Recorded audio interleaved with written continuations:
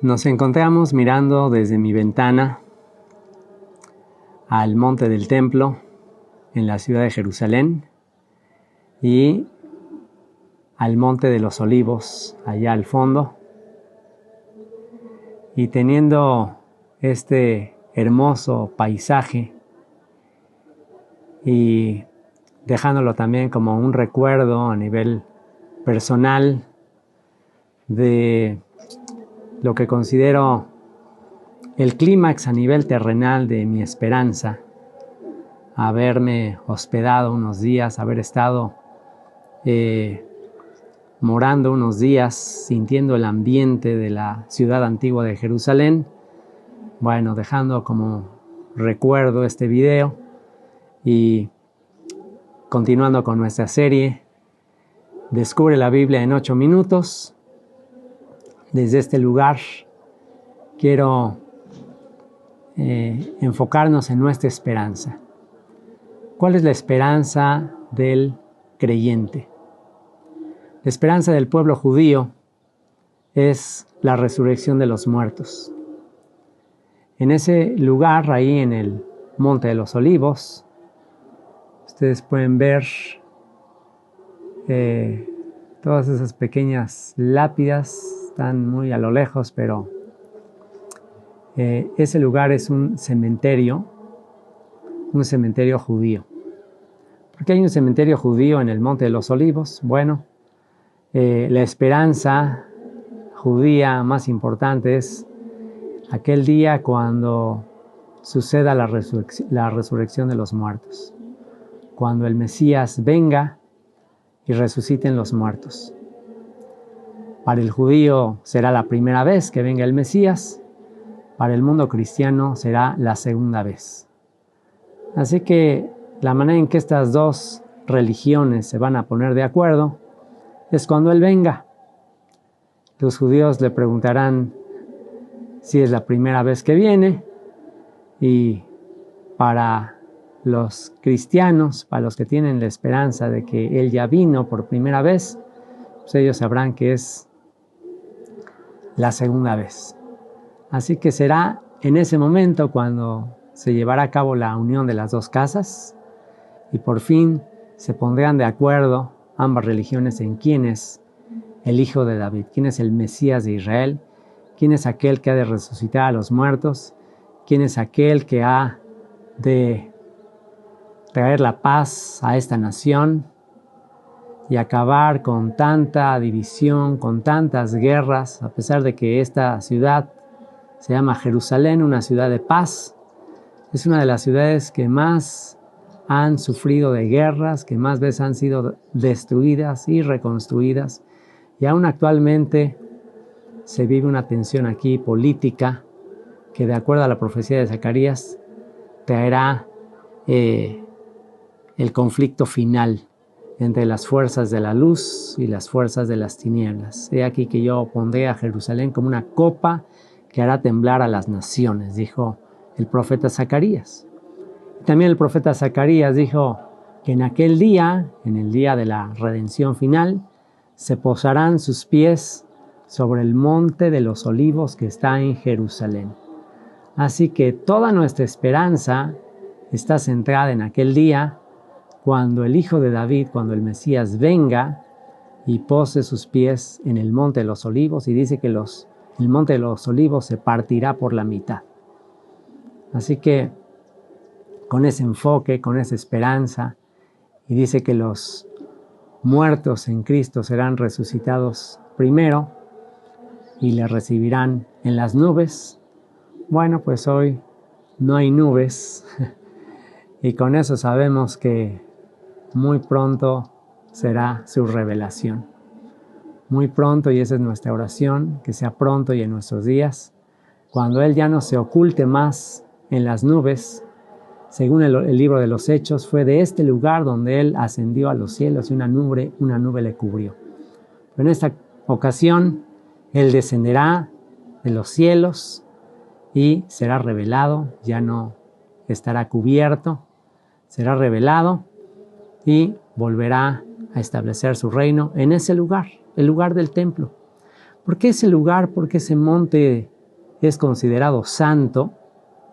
Bueno, de acuerdo a la tradición judía, ese es el lugar. Ahí dentro de esa cúpula dorada hay una roca, que según la tradición es la roca donde Abraham iba a sacrificar a Isaac, y es donde el rey David quiso construir ese templo, porque todo lo que ellos anhelaban era volver al origen de la humanidad, antes del pecado, antes de la transgresión, antes de la muerte. Y según la tradición judía, esa roca, conocida como Eben Ashtia, o la roca original, la roca fundamental, es de donde se formó la tierra. En Génesis, cuando Dios creó los cielos y la tierra, bueno, la tierra de donde se empezó a formar todo, la piedra fundamental de donde todo fue creado, se encuentra ahí. También ahí, en los cimientos, en los fundamentos de ese lugar, las aguas, los ríos que surgían de ese lugar, de ahí se dice que en los cimientos de ese lugar está el jardín del Edén, que fue ocultado por Dios. El pueblo de Israel, primero Adán y Eva fueron exiliados por su pecado, y después Dios traería la redención a través de Abraham, rectificaría todo lo que Adán hizo, y una simiente de Abraham haría eso, una semilla de Abraham, el cual sería David, y por consiguiente el hijo de David, Yeshua, y él sería la restauración del pecado de Adán. Por eso es que el apóstol Pablo le llama a Yeshua el postrer Adán, aquel que acabará con la muerte, aquel que acabará con el exilio de la humanidad en este cuerpo de carne corruptible, y aquel que hará nuevas todas las cosas, aquel que hará cielos nuevos, tierra nueva, hará que todo lo que es físico, material, cumpla su propósito original de ser un reino celestial. Y entonces todas estas cosas que son sombra y figura de lo que ha de venir, entonces volverán a su realidad original, donde ya no habrá más muerte, ya no habrá más corrupción, sino que todos seremos tal como Él es.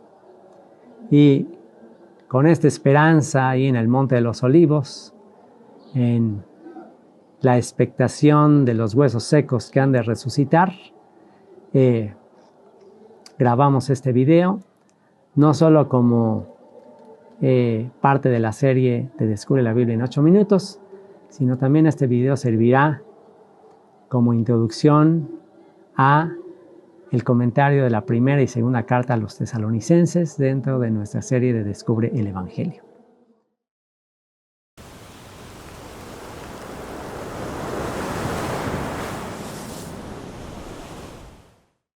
Primera carta a los tesalonicenses,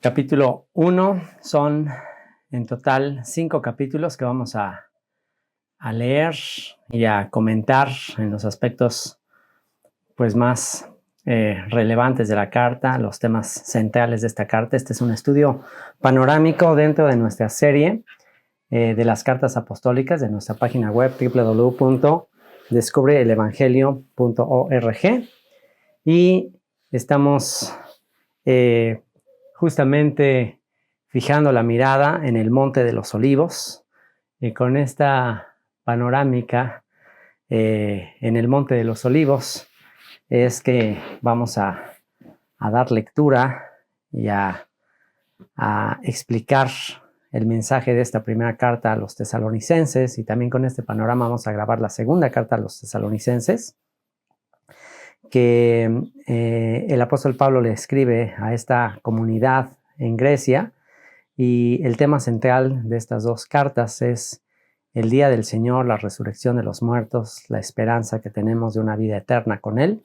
Por eso es que no podía ser más apropiado para este panorama de estas dos cartas que mirar al Monte de los Olivos, ya que de acuerdo a la profecía de Zacarías, es ahí al Monte de los Olivos hacia donde va a regresar nuestro Salvador, Yeshua. Así que vamos a leer, puestos los ojos en aquel que va a regresar y en el mensaje de su apóstol a los gentiles, el apóstol Pablo. Acompáñame a orar y que el mensaje de estas dos cartas pueda traer esa consolación y esa esperanza en un mundo que no tiene esperanza, en un mundo que justamente en este momento que estamos grabando este panorama de la primera y segunda carta a los tesalonicenses, el mundo entero está en una crisis de salud, en una crisis económica, esta pandemia que inició en el año 2020. Bueno, estamos grabando este video a principios del 2021 y hay una gran incertidumbre en el mundo entero con respecto a esta pandemia, esta crisis de salud. La gente anda sumamente atemorizada, incluso creyentes están sumamente atemorizados por lo que está pasando en el mundo, por estos virus que se están desatando.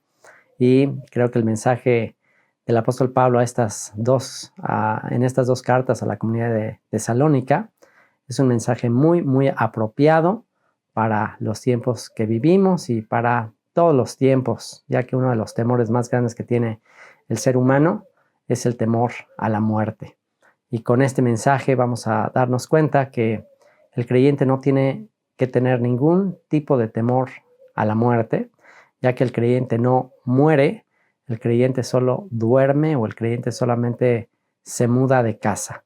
Se muda de casa, pasamos de una morada terrestre, temporal, corruptible, este cuerpo en el que vivimos, pero nuestra esperanza está en los cielos, de donde ha de descender nuestro Salvador y donde ha de posar sus pies justamente en este monte de los olivos, aquí en Jerusalén.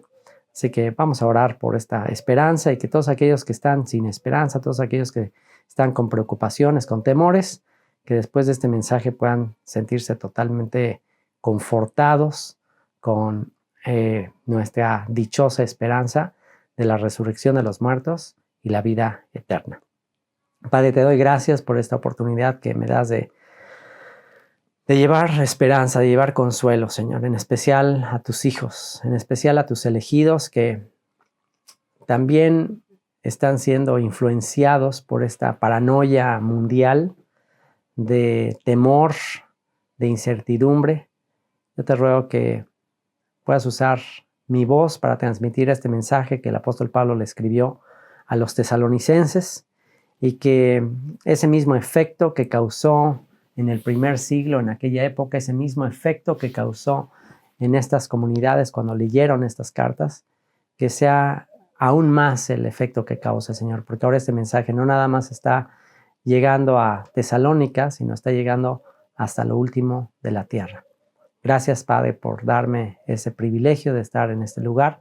Gracias por ser un eslabón más en esa larga cadena de siervos tuyos que han dedicado sus vidas a anunciar estas buenas nuevas de paz. Bendito sea tu nombre, Yeshua. Amén.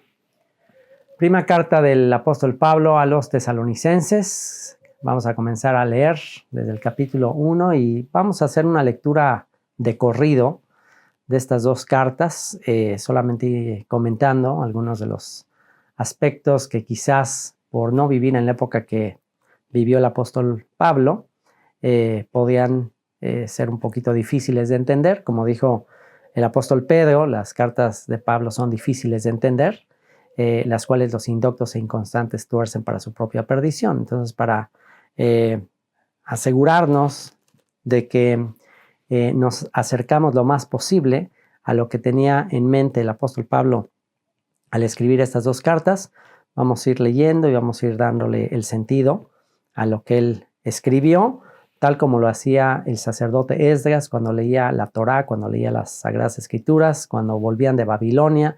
Y en Nehemías capítulo 8, versículo 8 dice que leían claramente en el libro de la ley y daban el sentido, es decir, interpretaban o aclaraban algunos conceptos que para la gente que quizás no tenía mucha familiaridad con el tema que estaba tratándose, pudieran entenderlo mejor. Entonces esa va a ser la práctica que vamos a hacer, ese va a ser el método que vamos a utilizar de leer y explicar lo que dice el texto. Pablo, Silvano y Timoteo a la iglesia de los tesalonicenses. Esto es una región en Grecia, se describe ahí en el libro de los Hechos la visita que el apóstol Pablo hizo a esta comunidad de Tesalónica, estuvo ahí algunos días de reposo compartiéndoles y después de ahí se fue a Atenas y en Atenas estaba con mucha inquietud de qué pasó con esta comunidad y mandó a Timoteo a que le diera un reporte de qué estaba pasando ahí en Tesalónica. Así que aquí una vez más está Pablo con Timoteo, con Silvano, a la iglesia de los tesalonicenses, en Dios Padre y en el Señor Jesucristo. Gracia y paz sean a vosotros de Dios nuestro Padre y del Señor Jesucristo. Este comentario es un panorama amplio de estas dos cartas, primera y segunda de Tesalonicenses. Para un estudio más exhaustivo, más detallado, les recomiendo ir a nuestro Instituto Bíblico Virtual gratuito www.descubrelabiblia.org y ahí en el nivel intermedio tenemos un comentario de toda la Biblia verso por verso, desde Génesis hasta Apocalipsis. Ahí pueden encontrar un comentario verso por verso de estas dos cartas, pero el objetivo de esta serie, las cartas apostólicas dentro de nuestra página Descubre el Evangelio, es dar un panorama un poco más general y que podamos aplicar a nuestras vidas. Así que Pablo, Silvano y Timoteo a la iglesia de los tesalonicenses en Dios Padre y en el Señor Jesucristo, gracia y paz sean a vosotros, de Dios nuestro Padre y del Señor Jesucristo. Damos siempre gracias a Dios por todos vosotros, haciendo memoria de vosotros en nuestras oraciones, acordándonos sin cesar delante del Dios y Padre nuestro de la obra de vuestra fe, del trabajo de vuestro amor y de vuestra constancia en la esperanza en nuestro Señor Jesucristo. Y aquí en el versículo 3 se mencionan los tres cimientos de la fe en el Mesías de Israel, de la fe en Yeshua. De eso está acordándose aquí el apóstol Pablo con respecto a esta comunidad de Tesalónica, acordándonos sin cesar delante del Dios y Padre de nuestro, del Dios y Padre nuestro, de la obra de vuestra fe. La obra de vuestra fe, la fe sin obras es muerta, la fe no se puede poner en práctica si no conocemos cómo edificar nuestra fe. Y el mismo apóstol Pablo escribió en su carta a los Romanos que la fe viene por el oír y el oír por la palabra de Dios. Así que la fe es el fundamento de todo lo que creemos, de todo lo que pensamos con respecto al Dios de Abraham, Isaac y Jacob. Y la fe solamente puede venir por el oír la palabra que estaba escrita en la época del apóstol Pablo. Por supuesto que es una referencia a el texto escrito, a las Sagradas Escrituras, que Dios le reveló a Moisés y de ahí a todos los profetas.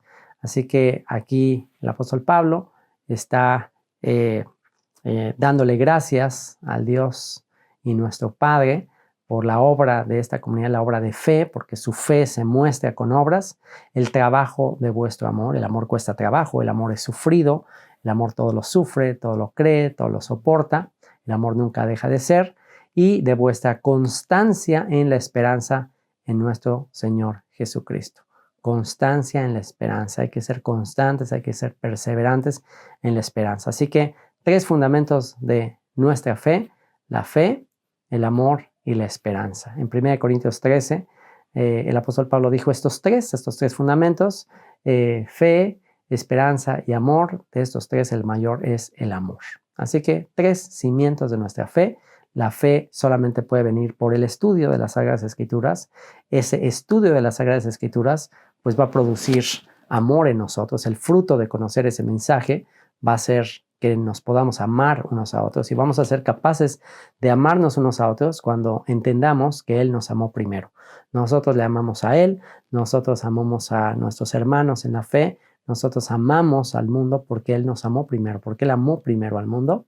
Y la constancia en la esperanza, el fruto de todo esto es la esperanza en la vida eterna, en la resurrección de los muertos, en que se acabe la muerte, la corrupción, la injusticia, todos causados por el odio, por la naturaleza caída del ser humano, pero cuando toda esta corrupción sea absorbida, cuando este mensaje sea llevado a todas las naciones y el mundo descubra este mensaje, entonces por fin podemos vivir en amor. Porque conocemos, hermanos amados de Dios, vuestra elección. Y esa va a ser la señal inequívoca de que tú y yo somos elegidos, que vivamos en fe, en amor y esperanza.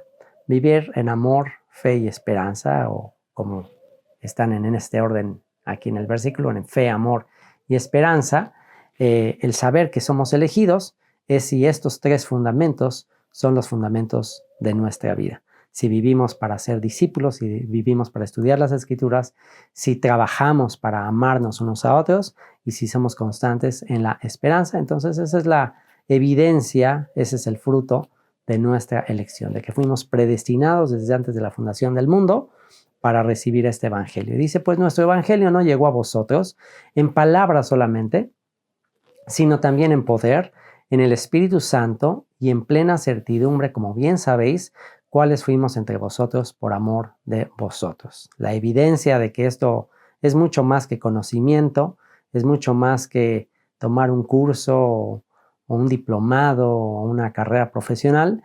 La evidencia de esto es la transformación que el Espíritu Santo causa en nuestras vidas. El que ya no somos las mismas personas, ser el mismo sol. Hay una canción que me gusta mucho, de una cantante que se llama Marcela Gándara, y que dice justamente eso, dice, es el mismo cielo, es el mismo sol, pero yo ya no soy el mismo, ya no soy el mismo. Somos nuevas criaturas. Si hemos conocido acerca de esta fe, de este amor, de esta esperanza, entonces ya no somos el mismo. Y esta es la plena certidumbre, como bien sabéis cuáles fuimos entre vosotros por amor de vosotros. Y vosotros vinisteis a ser imitadores de nosotros y del Señor, recibiendo la palabra en medio de gran tribulación, con gozo del Espíritu Santo. Cuando Pablo predicó ahí en Tesalónica, pues se causó, como era la costumbre del apóstol Pablo, cada que predicaba en alguna sinagoga, se causaba un alboroto. Y bueno, pues ahí dice, recibieron la palabra en medio de gran tribulación, mucha persecución, pero a pesar de eso, la recibieron con gozo del Espíritu Santo, de tal manera que habéis sido ejemplo a todos los de Macedonia, lo que actualmente sería el país de Grecia, y de Acaya, que han creído. Porque partiendo de vosotros ha sido divulgada la palabra del Señor, no solo en Macedonia y Acaya, sino que también en todo lugar vuestra fe en Dios se ha extendido, de modo que nosotros no tenemos necesidad de hablar nada, porque ellos mismos cuentan de nosotros la manera en que nos recibisteis y cómo os convertisteis de los ídolos a Dios para servir al Dios vivo y verdadero, y esperar de los cielos a su Hijo, al cual resucitó de los muertos, a Jesús, a Yeshua, quien nos libra de la ira venidera. Y bueno, pues aquí está hablando un poquito del contexto en el cual esta comunidad de Tesalónica recibió el evangelio, recibió la palabra. Y en este comentario que les recomendé en nuestro Instituto Bíblico Virtual se da mucho más contexto de quiénes eran los tesalonicenses, quiénes eran los griegos, la conexión de ese sueño que tuvo, esa visión que tuvo el apóstol Pablo en Hechos capítulo 16 de un macedonio que le pedía que fuera a ayudarle. Y bueno, pues por esa visión que tuvo el apóstol Pablo es que se dirigió a esa región de Grecia para anunciarles el evangelio. Y bueno, pues ahí hay mucho contexto acerca de quiénes son los griegos del Nuevo Testamento, quiénes son estos tesalonicenses, quiénes son todos estos gentiles a quien el apóstol Pablo le está predicando. No te puedes perder en ese nivel intermedio un contexto más general de quiénes son estos tesalonicenses. Entonces, bueno, continúa aquí en el capítulo 2 diciendo, porque vosotros mismos sabéis, hermanos, que nuestra visita a vosotros no resultó vana, pues habiendo antes padecido y siendo ultrajados en Filipos, y como les digo, cada vez que Pablo predicaba causaba un disturbio. En Filipos pues los metieron a la cárcel y los azotaron. Y bueno, pues dice, habiendo antes padecido y sido ultrajados en Filipos, como sabéis, tuvimos denuedo, tuvimos valor, se llenaron de valor y pues vaya que Vaya que se necesitaba valor en aquella época para predicar el evangelio, mucho más difícil, mucho más complicado, y por eso sería vergonzoso que tú y yo, con las facilidades que ahora tenemos de predicar el evangelio, nos quedemos callados. Con todas las facilidades que tenemos, con la libertad que tenemos, por lo menos todavía, de anunciar este mensaje a los cuatro vientos, en las redes sociales, es una pena, es una vergüenza que no seamos más activos en la predicación del evangelio. Aquí, para los apóstoles, predicar el evangelio implicaba persecuciones, implicaba cárceles, implicaba arriesgar su propia vida. Entonces dice, después de tremenda golpiza que les dieron en Filipos, dice, aún así tuvimos denuedo, tuvimos valor en nuestro Dios para anunciaros el evangelio de Dios en medio de gran oposición, porque nuestra exhortación no procedió de error, ni de impureza, ni fue por engaño, sino que según fuimos aprobados por Dios para que se nos confiase el evangelio, necesita ser aprobado. Fíjate nada más, si se te ha dado la oportunidad, si a mí se me ha dado la oportunidad de predicar el evangelio, es porque fuimos aprobados. Dios ya nos aprobó, Dios ya nos considera que pasamos el examen de la justicia, obviamente no por nuestras propias fuerzas, obviamente no por nuestra propia justicia, si bien todos nosotros somos como suciedad, como dijo el profeta Isaías, si bien todos nosotros somos como suciedad y todas nuestras obras de justicia son como trapos de inmundicia, todos nosotros caímos como la hoja y nuestras maldades nos llevaron como viento, por supuesto, pero no es nuestra justicia, es la justicia de aquel que dio su vida por nosotros. Entonces, eso es lo que nos hace estar aprobados delante de el juez de toda la tierra. Estamos aprobados porque su Hijo ya nos redimió, nos rescató, nos limpió con su sangre y, por consiguiente, ahora se nos ha confiado la buena noticia, el Evangelio.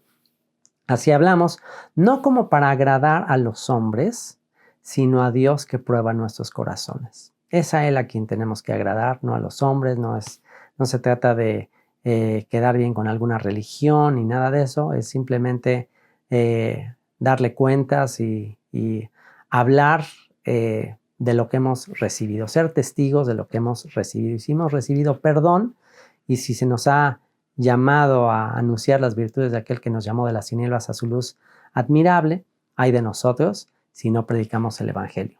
Porque nunca usamos de palabras lisonjeras o para dar el avión o para darle por su lado a cada quien. Como sabéis, ni encubrimos avaricia, Dios es testigo. No lo hicimos por ganancia deshonesta, no lo hicimos simplemente por dinero, dice Dios es testigo. Ni buscamos gloria de los hombres, ni de vosotros, ni de otros. No lo hicimos tampoco por reconocimiento personal ni nada de eso, aunque podíamos seros carga como apóstoles de Cristo, aunque tenemos derecho, dijo el Señor, él mismo lo escribe en sus cartas a los Corintios, que el que predica el evangelio debe vivir del evangelio, puede vivir del evangelio, a menos que decida, como Pablo en algún momento, por alguna temporada los Corintios, él decidió para no ser tropiezo no hacerlo, pero podemos hacerlo. O sea, es lícito que el obrero sea digno de su salario. Entonces aquí le está diciendo a los tesalonicenses, bueno, tampoco quisimos ser carga para ustedes, aunque podíamos serlo como apóstoles, como embajadores del Mesías. Antes fuimos tiernos entre vosotros, como la nodriza que cuida con ternura a sus propios hijos. Y este ejemplo de la nodriza nos recuerda la historia de Moisés. La historia de Moisés que fue hallado ahí en un río por la hija del faraón, y la hija del faraón, una vez que lo vio que era un niño hebreo hermoso, consiguió una nodriza y ella misma le pagó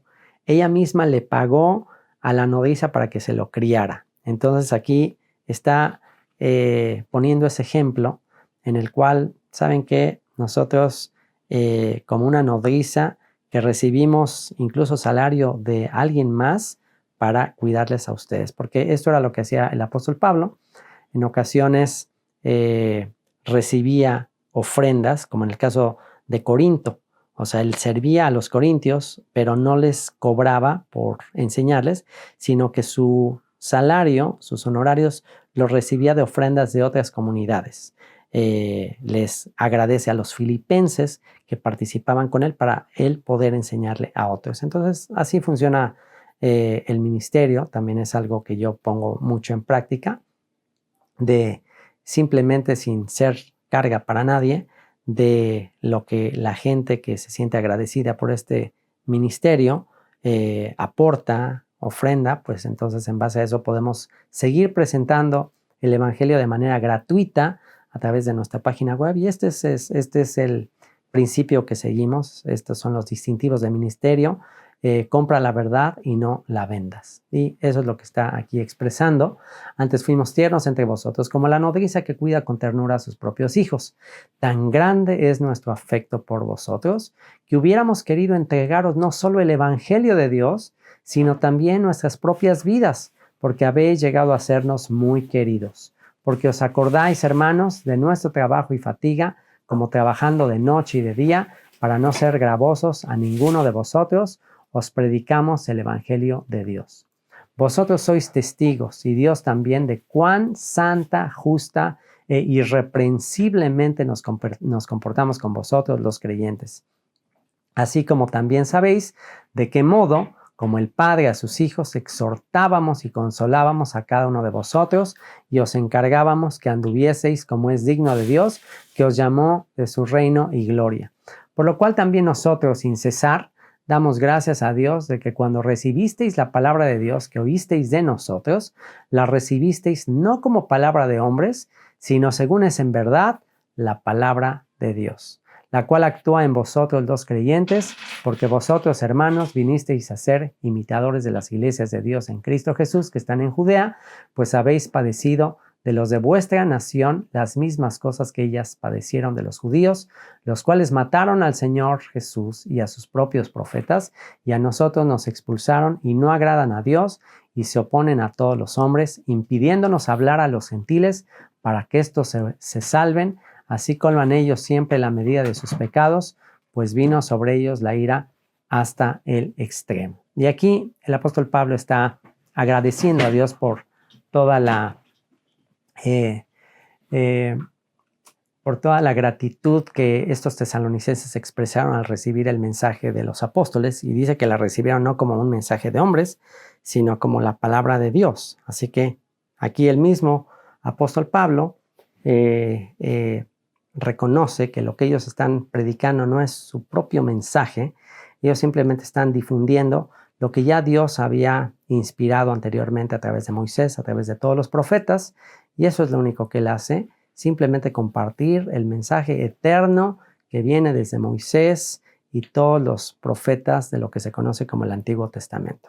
El mensaje de los apóstoles no es un mensaje nuevo, es el mismo mensaje, es la misma palabra que el pueblo de Israel había recibido y que ahora ya no nada más era para la casa de Judá, para el judío, sino también para el griego, para el gentil, ya que entre los gentiles, ya que entre los griegos se encontraban dispersas las ovejas del reino del norte, las ovejas perdidas de la casa de Israel. Los israelitas que se habían asimilado entre los griegos, pues era a ellos a los que tenía que alcanzar el apóstol Pablo, pero al no entender este mensaje, al no entender esta revelación, al no entender este misterio, dice que los judíos, en referencia a los líderes judíos, al sumo sacerdote Caifás y a los líderes judíos de aquella época, al no haber entendido ellos este mensaje, al no entender el misterio que el apóstol Pablo había entendido y que escribe en su carta a los Efesios, de que los gentiles son coherederos y miembros del mismo pueblo, es decir, los gentiles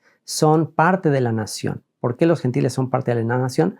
Porque esos gentiles que vendrían al pastor de Israel, esos gentiles que recibirían el llamado del pastor de Israel a volver al redil, a volver a casa, pues esos gentiles que ya no son pueblo, esos gentiles que ya no son compadecidos, pues son los que originalmente, de acuerdo a la profecía de Oseas, eran israelitas que dejarían de ser pueblo, era la mujer que era esposa en un principio, pero cometió adulterio, cometió infidelidad, por su infidelidad fue llevada al exilio entre las naciones y un día el Señor la redimiría, la rescataría, y de eso se trata toda la profecía de Oseas, y ese es todo el mensaje de Yeshua. Ese es todo el mensaje de Yeshua. En el capítulo 15 de Mateo, Yeshua le dijo a la mujer sirofenicia: yo solo he venido por las ovejas perdidas de la casa de Israel. Así que, bueno, pues si estos tesalonicenses están abrazando el mensaje, entonces quiere decir que ellos son ovejas perdidas de la casa de Israel, solamente que, pues, un mensaje difícil de entender, un mensaje que se requiere mucha profundidad en las escrituras para poder descifrar el misterio, como lo hizo el apóstol Pablo. Y bueno, pues aquí justamente está dando gracias Pablo de que estos tesalonicenses lo comprendieron. Y dice: pero nosotros, hermanos, separados de vosotros por un poco de tiempo, de vista, pero no de corazón, tanto más procuramos con mucho deseo ver vuestro rostro. Por lo cual quisimos ir a vosotros, yo Pablo, ciertamente una y otra vez, pero Satanás nos estorbó. Satanás, el adversario del pueblo elegido para llevar esta revelación. Satanás, por supuesto, es el más interesado en ocultar esta revelación. Él quiere seguir teniendo a las naciones bajo su control. Él no quiere que se dé a conocer el misterio de Israel, porque Israel es el que vence. Israel es el que vence, y mientras Israel no se entere de este mensaje, mientras Israel siga hundido en las tinieblas, en la idolatría, entre las naciones, perdido, sin fe, sin esperanza, sin identidad y sin Dios en el mundo, pues Satanás todavía sigue reinando. Pero pues por eso hay que anunciar el evangelio, por eso es que hay que anunciar esta luz, para que los que están en tinieblas vuelvan a la fe de sus padres. Porque ¿cuál es nuestra esperanza? O gozo o corona de que me gloríe. ¿No lo sois vosotros delante de nuestro Señor Jesucristo en su venida? Vosotros sois nuestra gloria y gozo. Por lo cual, no pudiendo soportarlo más, acordamos que quedarnos solos en Atenas. Este es el capítulo 3. Y dice: por lo cual, no pudiendo soportarlo más, acordamos quedarnos solos en Atenas, y enviamos a Timoteo, nuestro hermano, servidor de Dios y colaborador nuestro en el Evangelio de Cristo, para confirmaros y exhortaros respecto a vuestra fe, a fin de que nadie se inquiete por estas tribulaciones, porque vosotros mismos sabéis que para esto estamos puestos. Porque también estando con vosotros os predecíamos que íbamos a pasar tribulaciones, como ha acontecido y sabéis, por lo cual también yo, no pudiendo soportar más, envié para informarme de vuestra fe, no sea que os hubiese tentado el tentador y que nuestro trabajo resultase en vano. Pero cuando Timoteo volvió de vosotros a nosotros y nos dio buenas noticias de vuestra fe y amor, y que siempre nos recordáis con cariño, deseando vernos, como también nosotros a vosotros, por ello, hermanos, en medio de toda nuestra necesidad y aflicción, fuimos consolados de vosotros por medio de vuestra fe. Porque ahora vivimos si vosotros estáis firmes en el Señor. Y wow, aquí aprendemos un principio muy, muy importante del ministerio del apóstol Pablo, y es que él estaba tan preocupado de que estos tesalonicenses no hayan entendido claramente el mensaje y pues se fuesen a enfriar o se fuesen a apartar. Estaba tan preocupado de eso que prefirió quedarse solo ahí en Atenas, como dice en el versículo 1 del capítulo 3, dice: acordamos quedarnos solos en Atenas. O sea, prefirió quedarse solo en Atenas en vez de quedarse ahí con sus ayudantes. Estaba, por supuesto, con él Timoteo asistiéndole, ayudándole. Recordemos que aquí Pablo pues ya era una persona mayor, y pues siempre es muy útil tener un ayudante, tener un asistente ahí a Timoteo. Y dice: pues preferí quedarme solo para asegurarme de que estos tesalonicenses estuviesen bien. Prefiero asegurarme que el mensaje ellos lo entendieron bien, quiero ver cómo están, y por eso mandó a Timoteo a confirmarles en la fe, a verificar cómo estaban, a ver si no se estaban apartando. Y bueno, pues ahí podemos ver el amor desinteresado del apóstol Pablo por todas las comunidades, por todas las ovejas a las que él alcanzó. Y el principio de ministerio que aprendemos es que, y esto yo lo aplico justamente al ministerio que recibí, de no dejar de confirmar en la fe a todos los que están dispersos en diferentes ciudades. Yo fácilmente desde hace muchos años me pude haber dedicado a concentrarme en una sola comunidad. Me hubiese podido beneficiar de la convivencia, de estar en un lugar todo el tiempo conviviendo con gente, y pues eso es muy gratificante, y pues tener a todas las personas a las que les comparto cerca de mí. Pero el impulso de que más gente conozca, el impulso de que más gente entienda y descubra bien este mensaje, pues me ha llevado a seguir viajando. Me ha llevado a seguir viajando, a seguir haciendo más estudios, a ir a consolar y afirmar a otras personas, aunque esto implique a veces renunciar un poco a mi comodidad, o implique pues en algunas ocasiones quedarnos solos y enviar a personas a que hagan la labor del ministerio también, y capacitar a otros para que vayan a apacentar a las diferentes comunidades, a ministrar, a servir, a alimentar a las diferentes comunidades. Entonces, ese principio pues lo aprendemos aquí del apóstol Pablo, en que él está al pendiente de otras comunidades, y por eso se encargó de discipular a jóvenes como Timoteo, como Tito, como Silas, en fin, gente que estaba cercana a él, para después enviarlos a diferentes comunidades. Así que un gran ejemplo que aprender del apóstol Pablo, no solamente pensar en nuestra propia comodidad o en nuestras propias necesidades, sino tener como prioridad afirmar la fe de aquellos a quienes les estamos predicando el evangelio.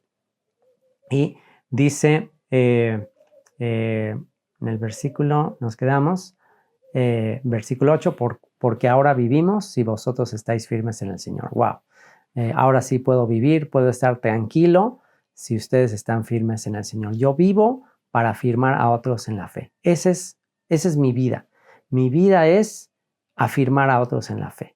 Esa es mi vida. Y no me importa repetir las mismas cosas. Y no me importa cuánto tenga que hacer, cuánto tenga que sacrificar de mí mismo para que no se pierda todo el trabajo, todo el tiempo que llevamos haciendo por años. Por lo cual, ¿qué acción de gracias podemos dar a Dios por vosotros, por todo el gozo con que nos gozamos a causa de vosotros delante de nuestro Dios? ¿Cómo poder agradecer que ustedes siguen firmes en la fe, en el amor? ¿Cómo podemos dejar de dar gracias por eso?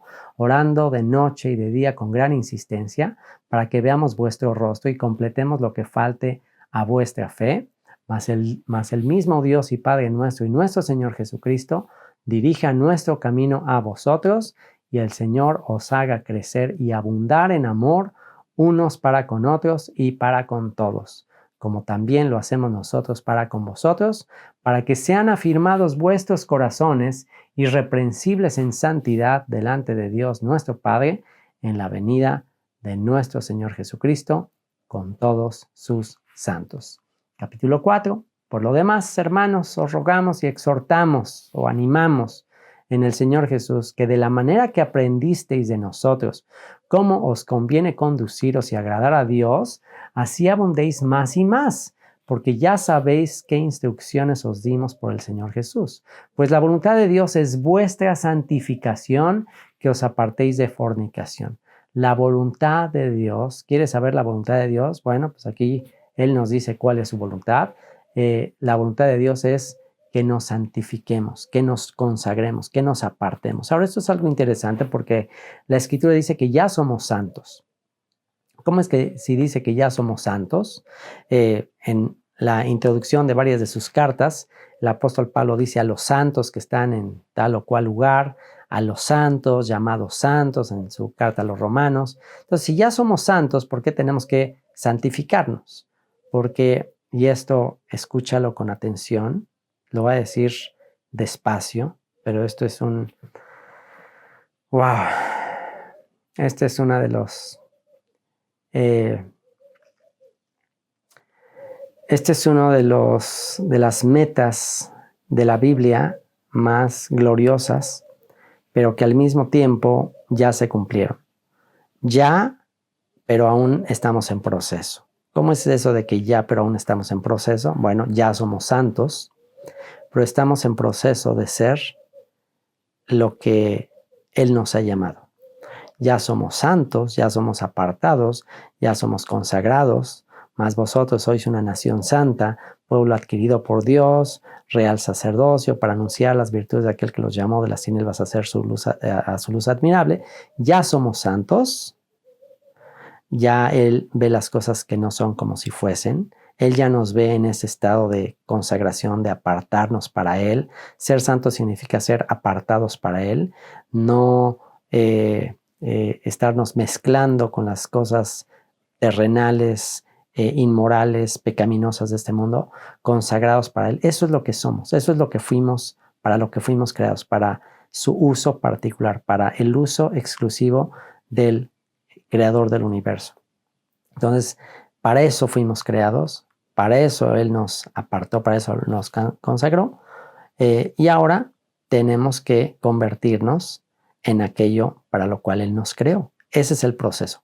Ya somos santos, y si ya eres santo, pues ahora tenemos que empezar a comportarnos como santos, tenemos que caminar y tenemos que seguir como santos. La luz del justo es como la luz de la aurora, que va en aumento hasta que el día es perfecto. Al final de cuentas, tú te conviertes en aquello que eres. Tú te conviertes en aquello que eres para lo que fuiste diseñado.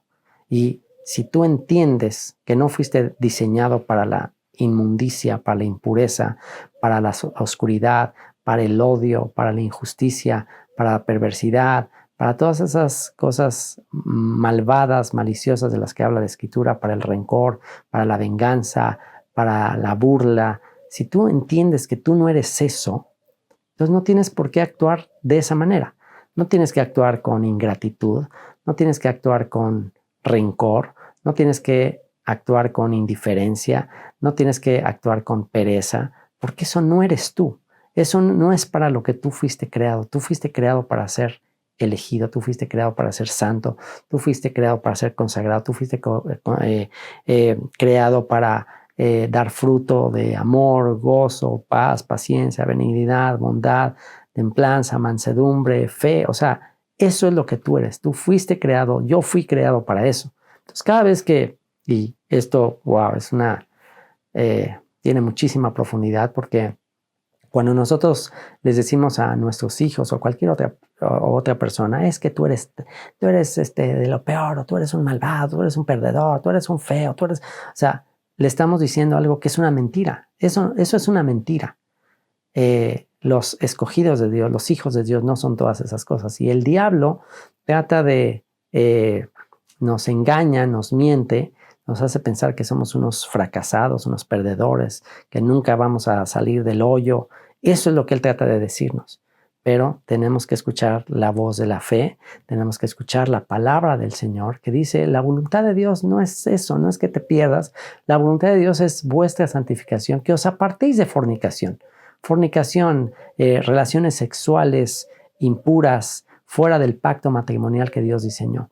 Que cada uno de nosotros sepa tener su propia esposa en santidad y honor. Y bueno, vaya que en Grecia, pues la fornicación y la inmoralidad era cosa de todos los días, el pan de cada día, y igual que ahora. O sea, las naciones occidentales heredan la filosofía griega, o sea, mucha de la manera de pensar de las naciones occidentales, tan enfocadas a los placeres, tan enfocadas al sexo ilícito, a todas estas perversiones en las que vivimos, pues son la herencia del pasado griego, de la mitología griega, de los dioses que tenían relaciones entre ellos, de los dioses mezclándose con seres humanos, y todo eso es parte de esa inmoralidad de los dioses griegos y de todos los demonios a quienes representan. Pero dice aquí el apóstol Pablo a los que estamos siendo elegidos, a los que estamos cimentándonos en la fe, en la esperanza y el amor, ustedes no tienen que ser parte de eso. El Señor decidió apartarlos de eso. El Señor los rescató de todas esas cosas. Así que, por consiguiente, para evitar las fornicaciones, para evitar todas esas tentaciones. Cada uno de vosotros sepa tener su propia esposa en santidad y honor, lo mismo que le escribió a los Corintios, en 1 Corintios capítulo, en 2 Corintios capítulo 7, de las leyes del matrimonio. No, es primera, pero déjenme confirmar, sí, es 1 Corintios capítulo 7, exactamente, 1 Corintios capítulo 7, claro, habla de los aspectos del matrimonio. Sí, en 1 Corintios capítulo 7 habla de instrucciones de los matrimonios, de la boda, para evitar todas estas fornicaciones. Entonces dice eso, que cada uno de vosotros sepa tener a su propia esposa en santidad y honor, no en pasión de concupiscencia o malos deseos, como los gentiles que no conocen a Dios, como los que no conocen a Dios. Por eso, pues el entretenimiento, las películas, todo eso está lleno de esas cosas. Pero dice, ustedes no fueron diseñados para esas cosas. Que ninguno agravie ni engañe nada a su hermano, o sea, porque eres santo, eres alguien diferente, entonces por consiguiente no agravies, no engañes en nada a tu hermano, no nada más biológico, sino en la fe, porque el Señor es vengador de todo esto, como ya os hemos dicho y testificado, pues no nos ha llamado Dios a inmundicia, sino a santificación.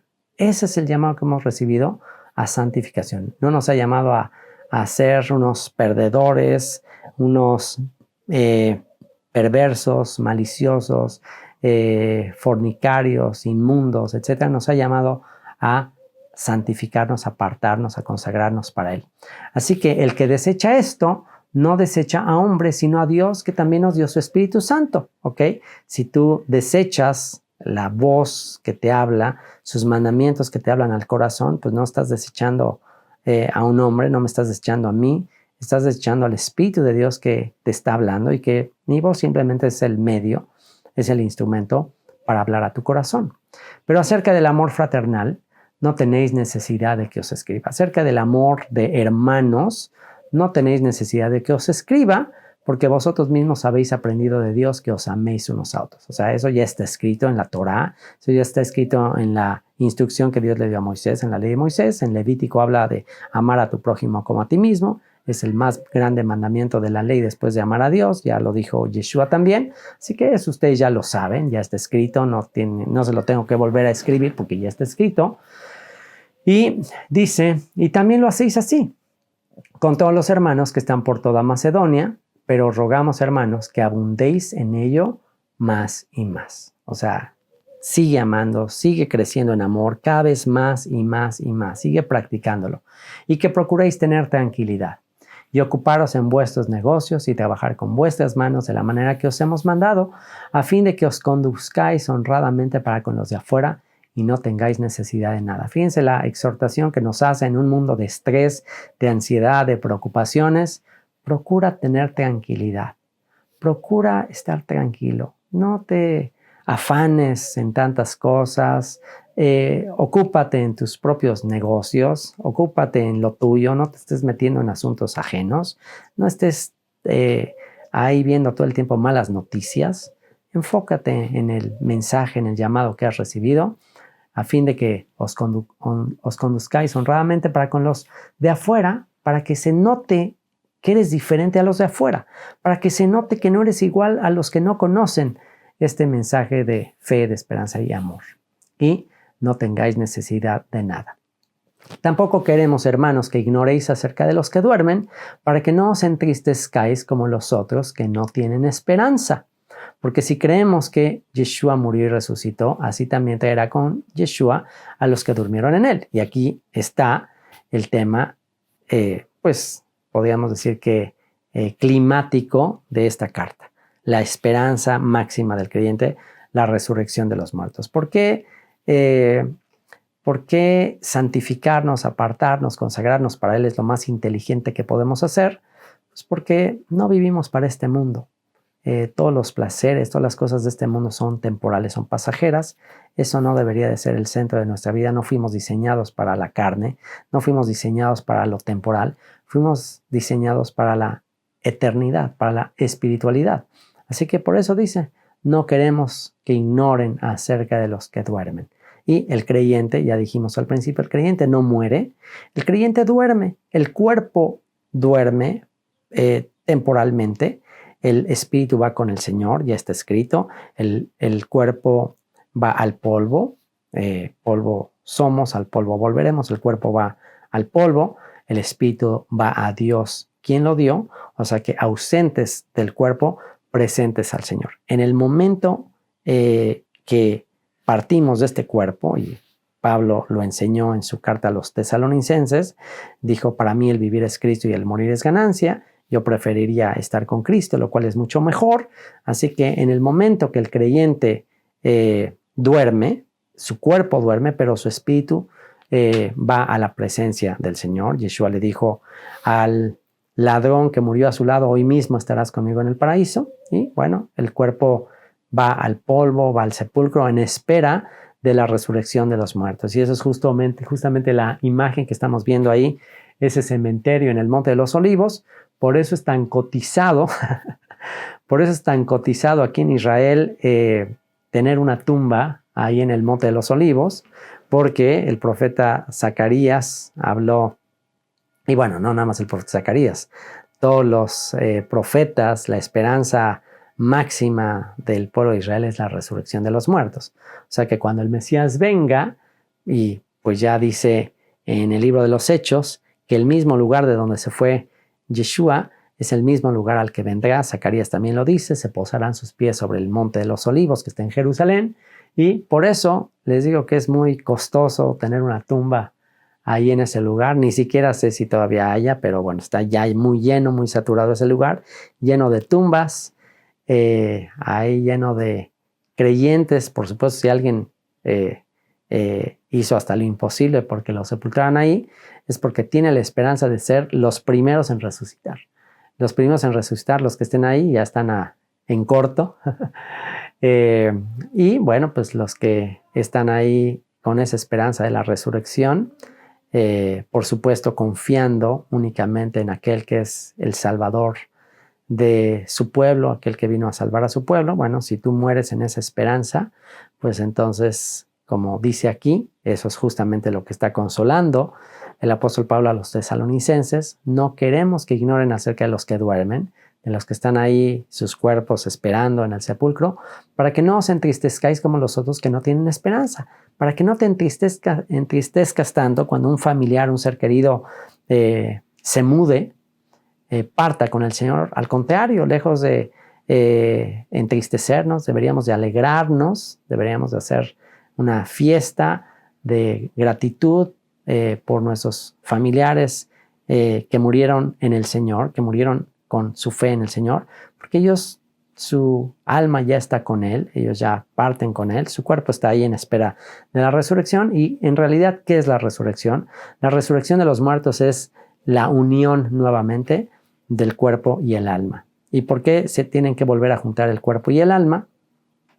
Dice el apóstol Pablo en su primera carta a los Corintios, capítulo 15, que nosotros deseamos ser revestidos, no queremos quedarnos así desnudos, el alma ahí vagando, un alma penando ahí sola, sino que el alma volverá al cuerpo, pero ya un cuerpo redimido, un cuerpo resucitado, un cuerpo como el de nuestro Salvador, un cuerpo con otra naturaleza, un cuerpo que es capaz de traspasar la materia, un cuerpo que, como el de Yeshua, cuando resucitó, dice que entró al lugar donde estaban reunidos sus apóstoles estando las puertas cerradas. O sea que va a ser una naturaleza diferente, un cuerpo que es capaz de trascender al tiempo, a la materia, que de repente estaba en un lugar y de repente desaparecía y aparecía en otro lugar. Wow, algo glorioso, algo que no se puede comparar con nada de este mundo. Y dice, no quiero que ignoramos, no queremos que ignoren acerca de los que duermen, para que no os entristezcáis como los otros que no tienen esperanza, porque si creemos que Yeshua murió y resucitó, así también traerá Dios con Jesús a los que durmieron en él. Por lo cual os decimos esto en palabra del Señor, que nosotros que vivimos, que habremos quedado hasta la venida del Señor, no precederemos a los que durmieron, ¿ok? Es decir, primero los que durmieron antes, primero los que ya su cuerpo está ahí en la tumba, ellos van a ser los primeros.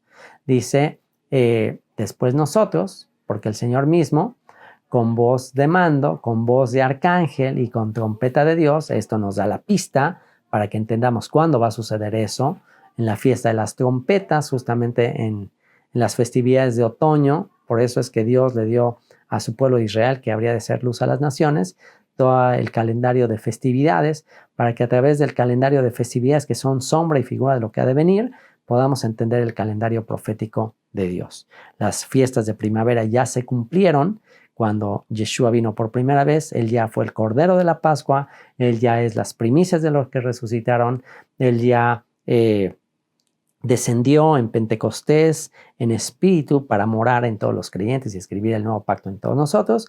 Y ahora, después del verano largo de sequía, en espera de las lluvias tardías, estamos esperando las fiestas de otoño, la fiesta de las trompetas, la fiesta de Yom Kippur, la fiesta del perdón, donde ya se queda sellado para siempre y queda perdonado para siempre el pecado de la nación, y concluye el programa profético con la fiesta de los tabernáculos y la presencia de Dios morando entre nosotros. Así que en un día de Yom Teruah, en cualquier año que el Señor decida, pues el Señor mismo, con voz de mando, con voz de arcángel y con trompeta de Dios, descenderá del cielo, y los muertos en el Mesías resucitarán primero. Es decir, los que ya habían muerto antes de que Él regresara, van a resucitar primero. Luego nosotros, los que vivimos, los que hayamos quedado, seremos arrebatados juntamente con ellos en las nubes para recibir al Señor en el aire, y así estaremos siempre con el Señor. Por tanto, alentados los unos a los otros con estas palabras. También él escribió en su primera carta a los Corintios que, he aquí os digo un misterio, no todos moriremos, pero todos seremos transformados en un instante, en un abrir y cerrar de ojos. Es decir, no todos vamos a morir. Los que quedemos para cuando Yeshua regrese, no vamos a morir, vamos a ser transformados. En un instante, en un abrir y cerrar de ojos, seremos arrebatados juntamente con ellos en las nubes. Y bueno, pues aquí por el momento no hay nubes, pero a ella nos da una pista que cuando el Señor regrese va a haber nubes. Entonces vamos a ser arrebatados en las nubes y le vamos a recibir ahí para estar siempre con el Señor. Pero a diferencia de la doctrina del rapto, que la doctrina del rapto en esencia coloca el regreso de Jesucristo, el regreso de Yeshua, en dos etapas. Los promotores de la doctrina del rapto, que yo no acepto esa doctrina cristiana del rapto, no, yo en lo personal no creo, respeto a quienes la tienen, pero yo entiendo el rapto de otra manera. Para los que promueven la teología o la doctrina del rapto, lo que dicen es que la iglesia cristiana o los verdaderos cristianos van a ser raptados, es decir, que va a haber un rapto en el cual Jesús no viene hasta la tierra, sino se queda en las nubes, y entonces los cristianos o los verdaderos creyentes desaparecen. De hecho, ha habido libros del tema, incluso una película basada en esto que se llama Dejados Atrás, y bueno, pues es una doctrina que se hizo muy popular, que realmente no era la doctrina del cristianismo primitivo, pero es una doctrina que se hizo popular después, pero pues se basa en el error de pensar que la iglesia es una cosa e Israel es otra cosa. Todo tiene que ver con ese pequeño error, con la doctrina del reemplazo y todo eso. Pero bueno, esta doctrina supone que entonces Jesús no va a venir a la tierra por segunda vez, sino que va a venir 3 veces, lo cual contradice la carta a los Hebreos. La carta a los Hebreos claramente dice que Yeshua vino una vez para morir por nuestros pecados y vendrá por segunda vez, ya no con relación al pecado, sino para salvar a todos los que esperan en él. O sea, claramente la carta a los Hebreos dice que solamente va a venir 2 veces, pero la doctrina del rapto supone que va a venir 3 veces. ¿Por qué? Porque se dice que, bueno, en el rapto no va a venir hasta la tierra, se va a quedar suspendido en las nubes. Ahí sucede el rapto y después ya se hace todo un acomodo escatológico en el que se dice que por 7 años estará ahí la iglesia en las bodas del Cordero, celebrando, mientras que en la tierra está la gran tribulación, y que ya que pasa la gran tribulación, entonces ya Jesús regresa con su iglesia. Entonces, bueno, esa es toda, en resumen, toda la doctrina, y ahí están los debates, están los que creen en el rapto antes de la tribulación, están los que creen en el rapto en medio de la tribulación, y están los que creen en el rapto después de la tribulación. Y ahí están debatiendo. Yo no me voy a meter en ese debate porque de entrada ni siquiera yo creo en ese tipo de rapto como nada más para los cristianos, mientras entonces los que se quedan acá, y ahí es donde tratan de componer la cosa, porque Yeshua dijo en Mateo capítulo 24 que serán perseguidos por mi nombre. Habrá una gran tribulación cual nunca la ha habido ni la habrá, y dice que serán perseguidos en mi nombre. Entonces ahí, al preguntarse, bueno, entonces ¿quiénes son estos que están siendo perseguidos si ya se fueron en el rapto? Entonces la manera de contestar eso, bueno, pues es que estos son los que pues no eran tan creyentes, pero que ahí como que ya al ver el rapto ya como dicen, ay, esto sí era cierto, y entonces ahora sí ya se hacen creyentes ya de veras. Y pues esos son los que van a ser perseguidos. Otra respuesta es que no, es que estos que van a ser perseguidos son los judíos, que ahí sí ya creen.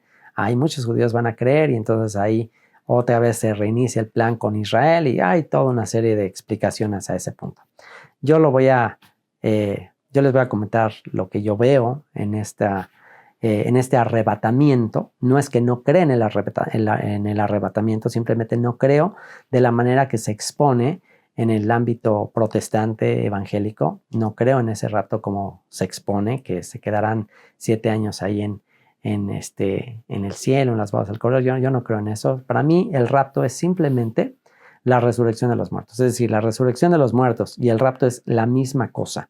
Es el final del exilio. Es el momento en que Israel, que está disperso entre las naciones y que no conocen su identidad y que no saben quiénes son, es el momento en que Dios va a juntar a las dos casas de Israel. Es el momento en que se cumple Isaías capítulo 11, y ahí tenemos claramente la profecía acerca del rapto. Isaías capítulo 11, que dice el Señor que va a levantar un pendón a las naciones, o un estandarte a las naciones, y traeré a mis escogidos de los 4 ángulos de la tierra. Entonces, por cuanto Israel está disperso entre las naciones y muchos de ellos no saben que son Israel, bueno, pues ese es el momento en que van a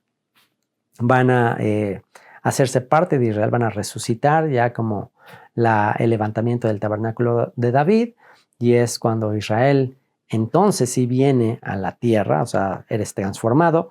El Señor viene, como dice la carta de Judas, viene con sus ejércitos, con millares de sus santos. Entonces ahí viene con sus escogidos, pero no se quedan suspendidos en el aire 7 años, sino que vienen a la tierra para la guerra de Armagedón, para la batalla del final, y para establecer el reino en la tierra, para establecer el milenio. Y eso es lo que yo creo con respecto al arrebatamiento. Así que arrebatamiento y resurrección de los muertos es una acción simultánea. Yeshua no viene 3 veces, Yeshua viene solo una vez, ya vino para morir por el pecado, viene por segunda vez por sus elegidos, para establecer su reino en la tierra, para juzgar el mal, para meter a Satanás y atarlo por 1000 años, y todo lo que ya está escrito también en Apocalipsis. Así que ese es el misterio.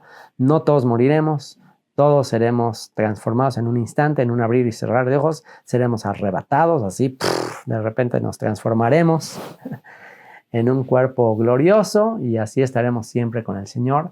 Por tanto, alentaos los unos a los otros con estas palabras. Pero acerca de los tiempos, capítulo 5, acerca de los tiempos, ¿a cuándo sucederá esto?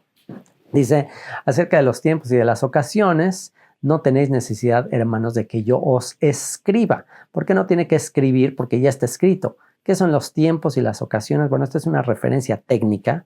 Por eso es que es difícil entender las cartas de Pablo, porque si tú no tienes un entrenamiento en la terminología judía que él utiliza, pues, o la terminología hebrea de las escrituras hebreas que él utiliza, pues entonces te vas a perder y no sabes a qué se está refiriendo. Pero este tema de los tiempos y las ocasiones es una referencia a las festividades que Dios le dio al pueblo de Israel, para que el pueblo de Israel esté atento a los tiempos proféticos. Y por eso dice, con respecto a esto, tesalonicenses no tienen necesidad de que les escriba, porque ya está escrito. Estudien la Torá y van a ver ahí que todo tiene todas las festividades son sombra de lo que ha de venir, y ya ustedes ya pueden saber cuándo va a venir, porque vosotros sabéis perfectamente que el día del Señor vendrá así como ladrón en la noche, que cuando digan paz y seguridad, cuando digan, ¿ok? O sea, ¿para quién vendrá como ladrón en la noche? Pues para los que dicen paz y seguridad, entonces vendrá sobre ellos destrucción repentina, como los dolores de la mujer encinta, y no escaparán. O sea, para los que están en tinieblas, para los que no saben, para los que dicen, paz y seguridad, todo sigue igual y todo, nosotros vamos a traer la paz al mundo, todo va a estar bien. Para ellos les va a caer como ladrón en la noche. Mas vosotros, hermanos, los que conocen los tiempos, las ocasiones, los que conocen las escrituras, ustedes no están en tinieblas, porque ¿qué es estar en tinieblas? Estar en ignorancia. El mandamiento es lámpara, lámpara es a mis pies tu palabra, lumbrera mi camino. Salmo 119 habla de la Torá, de las escrituras como la luz. Entonces, bueno, si ustedes tienen las escrituras, ustedes no están en tinieblas para que aquel día os sorprenda como ladrón, porque todos vosotros sois hijos de luz e hijos del día, no somos de la noche ni de las tinieblas, por tanto, no durmamos como los demás, sino velemos y seamos sobrios. No seamos como las vírgenes insensatas, que no tenían aceite, símbolo del Espíritu Santo, no tenían la luz que tiene que ver con la Torá. Así que no durmamos como los demás, sino velemos y seamos sobrios, pues los que duermen de noche duermen y los que se embriagan de noche se embriagan, pero nosotros que somos del día, seamos sobrios, estemos despiertos, habiéndonos vestido con la coraza de fe y de amor y con la esperanza de salvación como yelmo. Y esto tiene que ver con la profecía de Isaías 59, que la explico con mucho detalle en el nivel intermedio del Instituto Bíblico, se las dejo de tarea. Y dice, porque no nos ha puesto Dios para ira, sino para alcanzar salvación por medio de nuestro Señor Jesucristo. ¡Wow! ¡Qué hermosa noticia! No nos ha puesto Dios para ira. No nos ha puesto Dios para castigo, para el día de la ira, para el día del juicio. Para eso no nos ha puesto Dios. Si Él ya nos santificó, nos apartó del juicio, y si ya todo el juicio por nuestros pecados cayó en Jesucristo, entonces podemos estar en paz, en tranquilidad. No nos puso Dios para ira, sino para alcanzar salvación por medio de nuestro Señor Jesucristo, quien murió por nosotros para que, ya sea que velemos o que durmamos, vivamos juntamente con Él. Ya sea que estemos despiertos en este cuerpo o que partamos con el Señor, vivamos juntamente con Él. Por lo cual, animaos unos a otros y edificaos unos a otros, así como lo hacéis. Esto es lo que estoy haciendo exactamente. Ahora les toca a ustedes hacer lo mismo que yo. Ahora les toca a ustedes compartir este mensaje y bueno, les he estado exhortando a que lo hagan. Es una pena, es una tristeza que ver que muchos de los estudios que producimos, pues es increíble, más de 1000 vistas, 2000 vistas, 3000 vistas y compartidos, pues menos de 10. En promedio, no más de 10 personas comparten estos estudios y es bastante triste, una exhortación a que nos animemos unos a otros con estas palabras. Os rogamos, hermanos, que reconozcáis a los que trabajen entre vosotros y os presiden en el Señor y os amonestan, ¿ok? Reconozcamos a los que están dedicándose al ministerio de la enseñanza y reconozcamos y tengamos mucha estima, mucha gratitud y amor por causa de su obra y tened paz entre vosotros. También os rogamos, hermanos, que amonestéis, que exhorten a los ociosos, que alentéis a los de poco ánimo, que sostengáis a los débiles, que seáis pacientes para con todos. Mirad que ninguno pague a otro mal por mal, antes seguid siempre lo bueno unos para con otros y para con todos. Estad siempre gozosos, orad sin cesar, dad gracias en todo, porque esta es la voluntad de Dios para con vosotros en Cristo Jesús. Sea agradecido, no estés ahí con tu cara amargado, triste, deprimido. No, piensa no nada más pienses en ti. Esa es la causa de la depresión, de la amargura. Solo estás pensando en tus problemas. Ponte a ayudar a otros, ponte a orar por otros y vas a ver que de esa manera dejas de enfocarte tanto en ti y de estar deprimido. Dad gracias en todo porque es la voluntad de Dios para con vosotros en el Mesías Yeshua. No apaguéis al Espíritu, no menospreciéis las profecías, examinadlo todo, retened lo bueno, absteneos de toda especie de mal. y el mismo Dios de paz os santifique por completo, lo que ya hablamos, que se complete el propósito de que seas apartado, consagrado por completo, y todo vuestro ser, espíritu, alma y cuerpo sea guardado irreprensible para la venida de nuestro Señor Jesucristo. Fiel es el que os llama, el cual también lo hará. Qué descanso, qué tranquilidad que no depende de mi fidelidad, qué descanso, qué tranquilidad que no depende de mí. Fiel es el que os llama, el cual también lo hará. Hermanos, orad por nosotros, saludad a todos los hermanos con ósculo santo, con un beso santo, Señor, que pronto termine esta pandemia, que pronto termine este temor, esta incertidumbre, que podamos abrazarnos nuevamente, darnos besos santos unos a otros. Os conjuro por el Señor que esta carta se lea a todos los santos hermanos. Os conjuro por el Señor, quiere decir, júrenme por el Señor que esta carta se lea a todos los santos hermanos. Bueno, Señor, ya lo cumplí, ya lo hice, ya leí esta carta a todos los santos hermanos.